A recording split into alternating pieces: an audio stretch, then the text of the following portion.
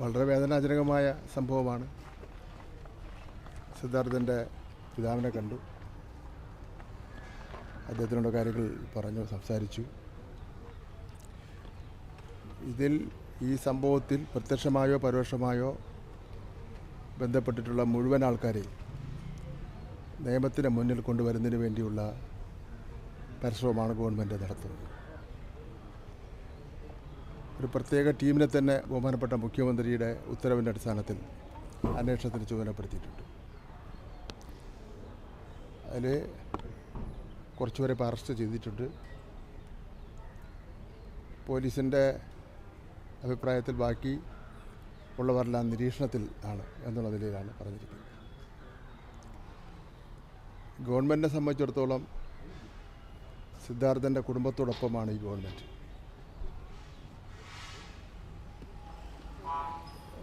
സിദ്ധാർത്ഥൻ്റെ പിതാവിനോട് ഞാൻ ചോദിച്ചു. അപ്പോൾ അദ്ദേഹം പറഞ്ഞത്, ഇപ്പോൾ അന്വേഷണം നടക്കുകയാണല്ലോ, അറസ്റ്റ് ചെയ്തതിൽ കുറേയെങ്കിലും അറസ്റ്റ് നടന്നതിൽ അവർക്ക് നടന്നല്ലോ എന്നുള്ളൊരു ആശ്വാസമുണ്ട്. ബാക്കിയുള്ളവരെയും കൂടെ അറസ്റ്റ് ചെയ്ത് അതിൻ്റെ മൊഴിയും കാര്യങ്ങളെല്ലാം വരട്ടെ, കൂടുതൽ എന്തെങ്കിലും ആവശ്യമുണ്ടോ എന്നുള്ളവരെ ചോദിച്ചപ്പോഴാണ് ഈ വിവരം വെളിപ്പെടുത്തുന്നതിന് വേണ്ടി അദ്ദേഹം തയ്യാറായത്. ഇനി ഇതിൻ്റെ കുറ്റവാളികൾ ആരായിരുന്നാലും അവരെ നിയമത്തിന് മുന്നിൽ കൊണ്ടുവന്ന് ഇത്തരത്തിലുള്ള സംഭവങ്ങൾ മേലാൽ കേരളത്തിൽ ആവർത്തിക്കാതിരിക്കുന്നതിന് വേണ്ടിയുള്ള തരത്തിലുള്ള നടപടികളുമായി ഗവൺമെൻറ് മുന്നോട്ട് പോകുന്നതാണ്.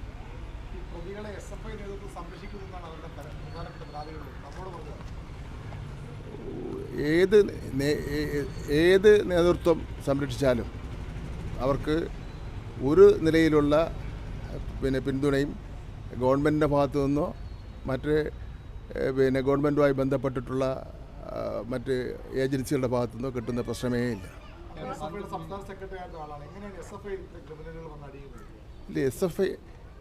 ഇതിലിപ്പോൾ SFI ആയിരുന്നാലും KSU ആയിരുന്നാലും മറ്റേതെങ്കിലും വിദ്യാർത്ഥി സംഘടന ആയിരുന്നാലും നമുക്കിതിപ്പോൾ ഒരു കൂടുതൽ വിശദമായിട്ടുള്ളൊരു അന്വേഷണത്തിന് കൂടെയല്ലേ നമുക്ക് അത് പുറത്തു കൊണ്ടുവരുന്നതിന് വേണ്ടി കഴിയുള്ളൂ.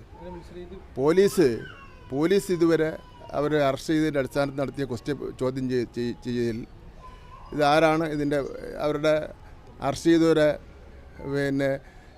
വിദ്യാർത്ഥി സംഘടനാ ബന്ധത്തെ സംബന്ധിച്ചൊന്നും പറഞ്ഞിട്ടില്ല. പത്രങ്ങളിലൊക്കെ വന്ന വാർത്ത വെച്ചാണ് നമ്മൾ പറഞ്ഞുകൊണ്ടിരിക്കുന്നത്. ഇനി SFI ആണെങ്കിൽ തന്നെ ഇരിക്കട്ടെ, SFI ആണെങ്കിലും ഈ നടന്ന സംഭവത്തിനോട് ഗവൺമെൻറ്റിന് ഒരു യോജിപ്പും ഇല്ല എന്നുള്ള കാര്യം ഞാൻ വ്യക്തമാക്കാൻ ആഗ്രഹിക്കുന്നു. ഈ അറസ്റ്റ് ചെയ്യപ്പെട്ടതും ചെയ്യപ്പെടാനുള്ളതും പ്രതി പട്ടികയിലുള്ളതും ഒക്കെ SFIക്കാരാണെന്നാണ് പോലീസ് തന്നെ പറയുന്നത്. അല്ല, പോലീസ് ഔദ്യോഗികമായിട്ട് ഇതുവരെ പറഞ്ഞിട്ടില്ല. അങ്ങനെ ആണെങ്കിൽ പോലും അവരോടൊന്നും യാതൊരു ദാക്ഷിണ്യവും ഈ ഗവൺമെൻറ് കാണിക്കുന്ന പ്രശ്നമേ ഇല്ല.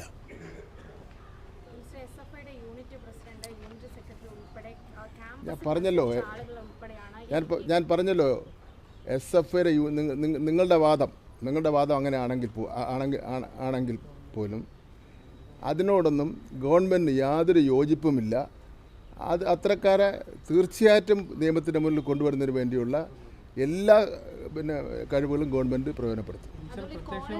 വലിയ തരത്തിൽ വിമർശനം ഉയർത്തുന്നുണ്ട്. ഡീൻ ഉൾപ്പെടെയുള്ള ആളുകൾ 16-ാം തീയതി കുട്ടിക്ക് മർദ്ദനമേറ്റത് 22-ാം തീയതിയാണ് കോളേജ് അധികൃതർ വിഷയം അറിയുന്നത്. അപ്പോൾ അതിലൊക്കെയുള്ള വീഴ്ചയാണ് കുടുംബം ചൂണ്ടിക്കാട്ടിയത്. അതെല്ലാം പോലീസ് അന്വേഷിച്ചുകൊണ്ടിരിക്കുകയാണല്ലോ. അത് പറഞ്ഞല്ലോ, അതിൽ കോളേജ് അധികാരികൾക്ക് എന്തെങ്കിലും വീഴ്ച പറ്റിയിട്ടുണ്ടെങ്കിൽ അതടക്കമുള്ള കാര്യങ്ങൾ പരിശോധിക്കും. ഈ റാഗിങ് എല്ലാ കലാലയങ്ങളിലും വലിയ പ്രശ്നമാണ്. SFI ആണ് കൂടുതലും കലാലയങ്ങൾ ഭരിക്കുന്നത്. അപ്പോൾ വിദ്യാഭ്യാസ മന്ത്രിക്ക് എന്താണ് പറയാനുള്ളത്? റാഗിങ് നമ്മൾ കേരളത്തിൽ തുടച്ചു നീക്കിയിട്ടുള്ള ഒരു കാര്യമായിരുന്നു ഒരു കാലഘട്ടത്തിൽ. ഞാൻ SFIയുടെ ജില്ലാ സെക്രട്ടറിയും പ്രസിഡൻറ്റും സംസ്ഥാന സെക്രട്ടറിയും പ്രസിഡൻറ്റും ഒക്കെ ആയിരുന്ന സമയത്ത് ആ കാലഘട്ടത്തിൽ കുറച്ച് കൂടുതലായിരുന്നു. പ്രത്യേകിച്ച് പ്രൊഫഷണൽ കോളേജുകൾ മെഡിക്കൽ കോളേജിൽ എഞ്ചിനീയറിംഗ് കോളേജിലൊക്കെ തന്നെ കൂടുതലായിരുന്നു. അന്ന് ഞങ്ങളൊക്കെ തന്നെ ഇതിനെതിരായിട്ട് ശക്തമായ ശബ്ദമുയർത്തിയിട്ടുള്ളവരാണ്. പക്ഷേ ഇപ്പോൾ പല സ്ഥലങ്ങളിലും റാഗിങ്ങിനുള്ള പേരിലും അല്ലാതെ പല പേരുകളിലും ഇതേപോലുള്ള ഉപദ്രവങ്ങൾ നടക്കുന്നതായിട്ടുള്ള റിപ്പോർട്ടുകൾ വരുന്നുണ്ട്. നമുക്ക് ഏത് നിലയിലായിരുന്നാലും കൂടെ പഠിക്കുന്ന കുട്ടികളെ സ്നേഹത്തോടുകൂടിയും ബഹുമാനത്തോടു കൂടിയും പരസ്പര സ്നേഹത്തോടുകൂടിയും ബഹുമാനത്തോടുകൂടിയും പിന്നെ പഠിക്കേണ്ട കുട്ടികൾ എന്തെങ്കിലും കാര്യം പറഞ്ഞുകൊണ്ട് ഈ നിലയിലുള്ള കാബാലിക പ്രവർത്തനങ്ങൾ നടത്തുന്നതിനോട് നമുക്ക് ഒരിക്കലും യോജിക്കാൻ വേണ്ടി പറ്റില്ല. അത് നമ്മുടെ സമൂഹമാകെ തന്നെ ഉണർന്ന് എണീറ്റ് അതിനെതിരായിട്ട് ഉള്ള ശക്തമായ നിലപാട് സ്വീകരിക്കേണ്ടി വരും. ഗവൺമെൻറ്റും അതിന് എല്ലാവിധ പിന്തുണയും കൊടുക്കുന്നതാണ്.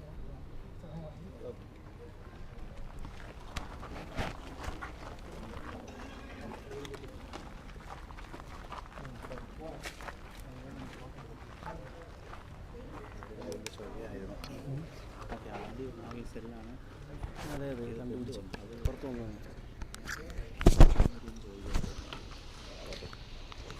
ഒന്നാമത് വിറച്ച് ചാവാറായി.